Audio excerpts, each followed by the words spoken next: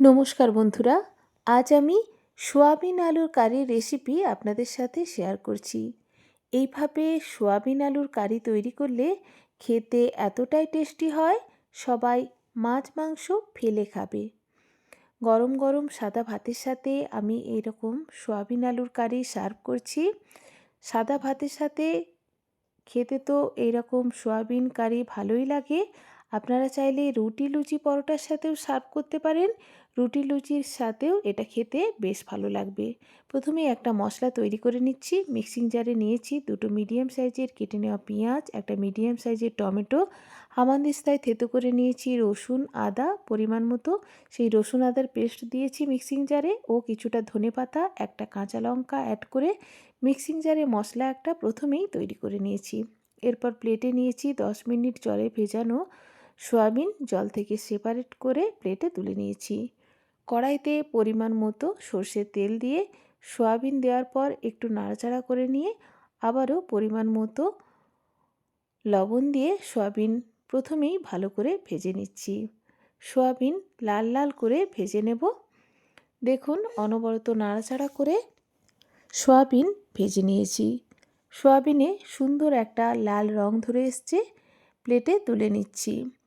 Soybean ভালো করে ভেজে এইভাবে প্রথমেই নিয়েছি। এরপর আবারও তেল দিয়ে আলুটাও ভেজে নেব। এইভাবে সয়াবিন আলু ভালো করে ভেজে নিয়ে রান্নাটা করলে স্বাদটা বেশ ভালো হয়। দেখুন পরিমাণ মতো সর্ষের তেল দিয়ে আলু দিয়েছি, পরিমাণ মতো লবণও দিয়ে দিচ্ছি। ভালো করে মিক্স করে নিচ্ছি। একটু নাড়াচাড়া করে গ্যাসের ফ্লেম লো অবস্থাতে রেখেই ঢাকা দিয়ে দিচ্ছি। মিনিট দুয়েক পর ঢাকা খুলে আবারও নাড়াচাড়া করে আবারও ঢাকা দিয়েছিলাম। এইভাবে আলু ঢাকা চাপা দিয়ে গ্যাসের ফ্লেম লোতে রেখে ভেজে নিয়েছি।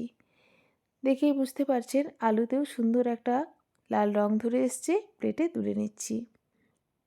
এরপর কড়াইতে 1 চামচ সর্ষের তেল দিয়ে কিউব আকারে কেটে রাখা ক্যাপসিকাম ও কেটে রাখা পেঁয়াজ গ্যাসের ফ্লেম হাইতে রেখে ভেজে নিচ্ছি। লবণ এই ভাজার সময় অ্যাড করা যাবে না। লবণ অ্যাড করে দিলে ক্যাপসিকাম পেঁয়াজ থেকে জল বেরোতে শুরু করবে, ফলে ক্যাপসিকাম পেঁয়াজের মধ্যেকার ক্রাঞ্চি ভাবটা নষ্ট হয়ে যাবে। যখন সয়াবিনের কারিতে আমি এটা অ্যাড করব, এর মধ্যেকার ক্রাঞ্চি ভাব নষ্ট হয়ে গেলে সয়াবিনের কারি খেতে ভালো লাগবে না। গ্যাসের ফ্লেম হাইতে রেখে এই জন্য হালকা করে ক্যাপসিকাম পেঁয়াজ ভেজে প্লেটে তুলে নিয়েছি। আবারও সর্ষের তেল দিয়ে গোটা জিরে ফোড়নে দিয়ে দিচ্ছি একটা তেজপাতা। মিক্সিং জারে বেটে রাখা মশলার পেস্ট দিয়ে অনবরত নাড়াচাড়া করে মশলা ভেজে নিচ্ছি। মিনিট দুয়েক এইভাবে নাড়াচাড়া করে নিয়ে আমি এখানে অ্যাড করে দেব ধনের গুঁড়ো, জিরের গুঁড়ো, পরিমাণ মতো হলুদ গুঁড়ো ও প্রায় 1 বাটি মতো ফ্রেশ টক দই, হাফ চামচ মতো চিনি অ্যাড করে রেখেছিলাম। একটু গোলমরিচও এর মধ্যে দিয়েছি। আশা করছি দেখেই বুঝতে পারছেন। ভালো করে টক দইয়ের সাথে সমস্ত গুঁড়ো মশলা মিশিয়ে নিচ্ছি। হাফ চামচ মতো চিনি অ্যাড করেছি। ভালো করে মিক্স করে নিয়ে দিয়ে দেব কড়াইতে। এরপর খুব ভালো করে সমস্ত মশলা কষিয়ে নিতে হবে, যাতে করে মশলার মধ্যেকার কাঁচা গন্ধটা চলে যায়। মশলা ভালো করে কষানো হলে রান্নার টেস্টটাও কিন্তু বেশ ভালো হবে। দেখুন একটু বাটি ধোয়া জল অ্যাড করছি। এরপর আবারও অনবরত নাড়াচাড়া করে মশলা খুব ভালো করে কষিয়ে নিচ্ছি। এইভাবে সয়াবিন কারি তৈরি করলে দেখবেন বাড়ির সকলেই খেতে খুবই পছন্দ করবে। দেখুন ঢাকা চাপা দিয়ে আবারও ঢাকা খুলে নাড়াচাড়া করে মশলা খুব ভালো করে কষিয়ে নিয়েছি। মশলার মধ্যেকার কাঁচা গন্ধটাও চলে গেছে।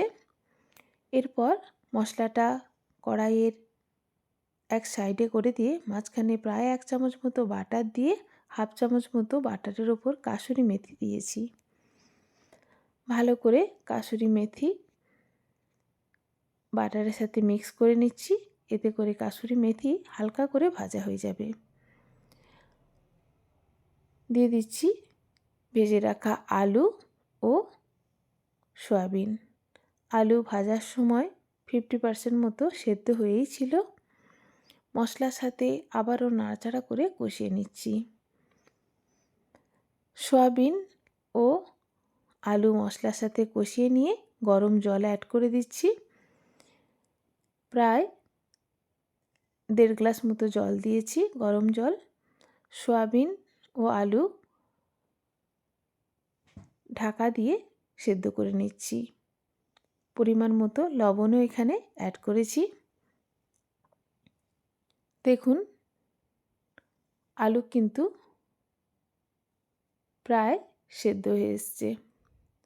আবারও একটু ঢাকা দিয়ে নিয়েছি, প্রায় মিনিট 2 মতো। 2 মিনিট পর ঢাকা খুলে একটু শাহি গরম মশলা ছড়িয়ে দিয়েছি। ভালো করে মিশিয়ে নিয়ে ভেজে রাখা ক্যাপসিকাম ও পেঁয়াজ দিয়ে দিচ্ছি।